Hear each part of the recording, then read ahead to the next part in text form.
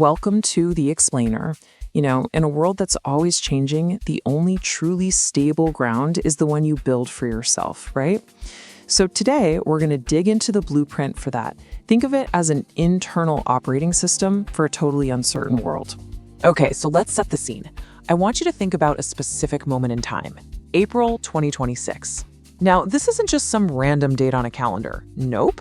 It's a stand-in for a time of some pretty major compounding change. We're talking economically and technologically. So on one hand, you've got these huge external pressures that, well, they feel completely out of our control. A perfect example is what's described here in South Africa, where just one single price adjustment can spark what feels like a national disaster. That's the kind of shock that can just make you feel totally powerless, you know? But here's the thing, it's not just about those big economic shocks. While all that's happening, the digital world, the way we find stuff, buy stuff, and even trust each other, is getting a massive fundamental rewrite. It's happening quietly, but it's a huge deal. So you've got these two massive forces hitting you at once, right? Unpredictable economic chaos and these deep structural shifts in tech. It all boils down to the huge question we're tackling in this explainer. When everything out there is so chaotic, what can you actually control? And the answer you're about to see isn't out there. It's right in here. All right, section 1, the mind in the mind. This is your ultimate internal resource. This whole idea comes from author Lebogan Kubai, and it's a game changer. The core concept is just brilliantly simple. Think about it. Your own mind is this incredible resource, like a rich mine just waiting to be tapped. And the best part? It's accessible to literally anyone, anywhere. You don't need money, you don't need anyone's permission to start digging. Now, this is way more than just, positive thinking. We're talking about engineering a real, functional, internal architecture. It's a mindset that says, I refuse to let someone else's ceiling be my floor. It's about making that fundamental shift from being a passenger just getting carried along by life to becoming the architect of your own world. Okay, so that sounds great, right? But how do you actually start digging in this so-called mine? Well, the process starts with something called identity engineering. Let's get into rewriting your default code. See, most of us are running on a kind of default OS that got installed in us by our environment, our upbringing, and a lot of times it's an OS built on scarcity and limits.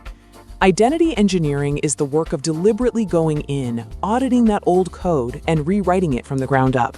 And this right here, this is basically the blueprint for that upgrade. You're looking at a direct shift from those passive inherited beliefs to a new active engineered logic. Look at this.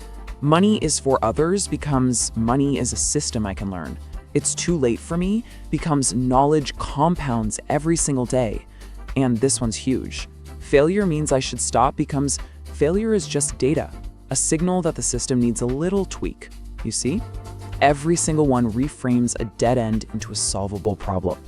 And this is why doing that engineering work is so unbelievably critical. Because at the end of the day, your real identity isn't who you say you are when things are going great. It's who you default to in your hardest moments. That's the code that's actually running your life when the pressure is on. But, and this is a really crucial point, a new mindset by itself just isn't enough. Think about it. An upgraded operating system needs new software to run on it, right? You need a practical, repeatable framework to actually turn that new identity into real-world action. And that brings us to the system itself. It's called the 4-step reset loop, and it's your weekly operating system. This is all about replacing those unreliable feelings with a structure you can actually depend on. The whole system is built on this one key idea. Motivation, it's just an emotional state. Trying to build a life on motivation is like building a house based on the weather. It's just not going to work. What actually works is structure. Structure is the solid foundation, the engine that drives consistent progress, no matter how you're feeling. And the system is beautifully simple. It's just a powerful 4-step loop that you run every single week. Okay, let's break this down because each step has a super important job. First, you review. This is about collecting data on your last week, but without any self-criticism. You're a scientist, not a judge. Second, you reset.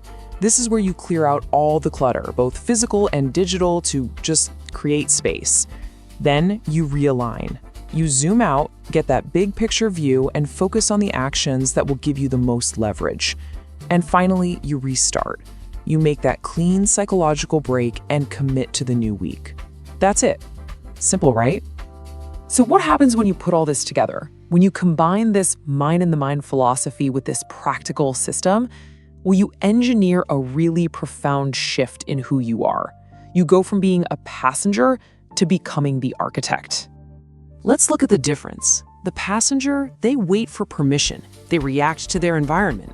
They're just kind of subject to whatever forces are out there, trading their time just to survive. But the architect, totally different. The architect engineers systems. They build with intention. They create their own internal leverage. They're trading systems for true freedom. It's a complete flip. And this quote really says it all, doesn't it? You must stop sitting in the back of the company truck and start building the highway. It's such a powerful image. It's about getting out of the backseat of your own life and becoming the one who actually builds the road ahead. And maybe the most important takeaway here is that you don't need some fancy, expensive toolkit to do this work. The tools are already in your hands. It's your phone. It's your discipline. It's a notebook. That's it. Simple, accessible stuff you already have. So we're back where we started. In a world that feels so uncertain, your most valuable, most stable resource is the one inside you. The mind is open. You already have access. There's really only one question left to ask. Are you brave enough to dig?